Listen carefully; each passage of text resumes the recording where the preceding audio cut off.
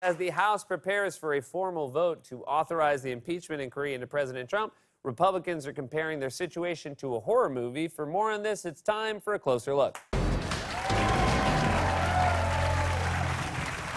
Just step back and remember that from day one, the actual facts in the Ukraine scandal have been damning for the president. We have the notes from the call. We know that Trump held up hundreds of millions of dollars in military aid that Congress had specifically directed to Ukraine. And while he was holding up that aid, Trump asked the Ukrainian president to investigate his political rivals. It's all right there. Trump mentions the Bidens by name multiple times. The only legitimate reason a president has ever had for mentioning Joe Biden on a call with a foreign leader is when Obama had to apologize for him.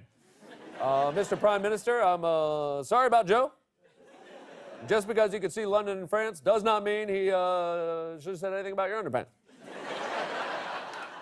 And of course, let's not forget that during that phone call with the president of Ukraine, Trump literally said the words, "I would like you to do us a favor." Remember, during the Russia investigation, when everyone was wondering if there would be a smoking gun, well, this is the smoking gun. It turns out the smoking gun was Donald Trump's mouth the whole time. And his brain, much like a revolver, is only capable of holding 6 words. Now we know that one of those words is perfect because Trump keeps insisting every time he speaks, almost without fail, that his phone call with the president of Ukraine was not just unimpeachable, but perfect. He has said it dozens of times, including multiple times just in the last week. The level of unfairness for a perfect conversation with the president of Ukraine. This was a perfect conversation, but this was a perfect conversation. It's one conversation that I had with the president of Ukraine that was perfect. I had a perfect conversation with the president of Ukraine. Perfect. The conversation has been perfect. I have a perfect conversation. Perfect. The conversation was perfect. Stop saying perfect. When you overcompensate like that, it only makes you sound guiltier. Most people, if you accuse them of robbing a bank, would say, "I didn't do it." Trump would say, "It was a perfect transaction. I filled out the slip, the teller was polite, perfect. Perfect." Trump is just a weird man. He's like an alien who learned to mimic human behavior but didn't do all the homework. Like when he was giving out Halloween candy at the White House and for some reason decided to put some on top of a kid's head. What's wrong with you? Is this your first Halloween on Earth? On my home planet, you place the candy upon the head of the minion where it waits until all 7 moons are in alignment. If Trump's going to do that, he should have to put candy on the head of all his minions. We're joined now by White House senior advisor Stephen Miller. And is that a Hershey Kiss on your head? It is. The president put it here, and I, for one, am happy we finally have a leader with the courage to put candy on the heads of the American people. But Trump's insistence that the call was perfect is actually a huge problem for his fellow Republicans. Those Republicans are reportedly dreading having to actually cast a vote in the impeachment inquiry if it gets to the Senate, because on one hand, they know what Trump did was wrong, but on the other hand, Trump won't admit it was wrong. So they have no wiggle room. They're basically parents sitting in the principal's office saying, "I promise our son won't pull the fire alarm again," while the son is sitting next to them saying, "Oh yeah, I'm gonna do it again." And they have to say, he's not gonna do it again. He's not gonna pull it. He knows what he did was wrong. And he's saying, "It wasn't wrong, it was perfect. It was super loud and it was super funny." And on top of that, Republicans are also afraid of what else might come out during the impeachment inquiry. According to the Washington Post, Republicans voiced exasperation at the expectation that they defend the president against the troublesome picture that has been painted, with neither convincing arguments from the White House nor confidence that something worse won't soon be discovered. One veteran Republican senator said, "It feels like a horror movie." Yeah, every minute with Donald Trump feels like a horror movie. That's why Rudy always looks like he just closed the medicine cabinet and saw the reflection of the killer behind him.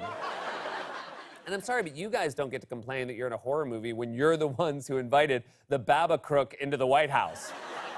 But Republicans were right about one thing. It does keep getting worse as more information comes out about the quid pro quo Trump and his team tried to orchestrate with Ukraine. For example, you might remember that the memo from the call that was released from the White House specifically said it was not a verbatim transcript of a discussion. but that didn't stop Trump from insisting it was anyway. You had stenographers, you had people that took it down exactly. It was a perfect call. All you have to do is read what they wrote down, the stenographers. They wrote down an exact call. We had stenographers on the phone taking it down word for word. This is an exact word for word transcript of the conversation, right? Taken by very talented stenographers. First of all, they must have been talented to make sense of what the hell you were saying.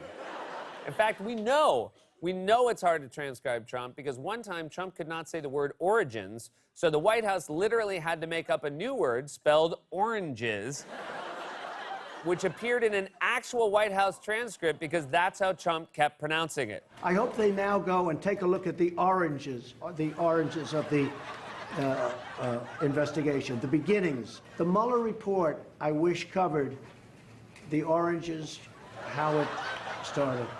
Remember when the President of the United States couldn't even say the word origins? Like a college freshman who accidentally took too big a rip off a bong? You know what's a funny word?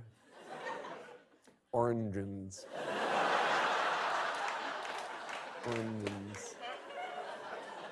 Also, it definitely seemed, at the time, like the memo of Trump's call was not, in fact, a complete transcript because there were multiple ellipses throughout, and those were definitely not pauses because Donald Trump does not take pauses. He just yammers until he runs out of oxygen and then inhales like he's about to go pearl diving. This week, we found out that the transcript Trump claimed was word for word was not, in fact, word for word. The top Ukraine expert on the National Security Council, Lieutenant Colonel Alexander Vindman, who listened to the call, testified on Tuesday that the notes from the call had some missing phrases and that he tried to correct the transcript. Now, to be clear, the phrases do not fundamentally change lawmakers' understanding of the call, but nonetheless, this makes clear that Vindman is an extremely credible witness who offered a first-hand account of critical episodes in the quid pro quo and was so troubled by Trump's July phone call with Ukraine's president that he reported his concerns to a superior. The behavior was so troubling that Trump's allies can't actually defend it, so instead they're attacking the process and the witnesses themselves, like Vindman, a decorated Iraq War veteran who received a Purple Heart. Trump's allies in Congress and the media have suggested that Vindman might have an affinity toward Ukraine because he emigrated from there when he was 3. So he's got a Purple Heart, and he is from the Soviet Union. He emigrated here and has an affinity to the Ukrainian people. We also know he was born in the Soviet Union, emigrated with his family, young.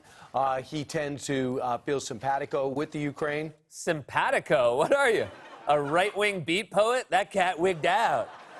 Because he's simpatico, daddy-o, you dig it?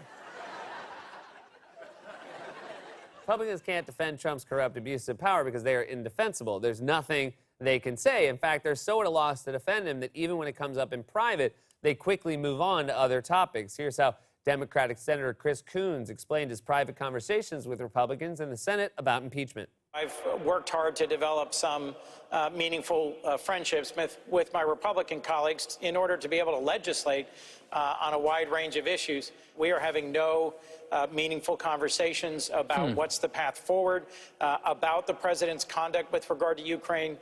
When I've tried to open conversations about this, my friends change the subject.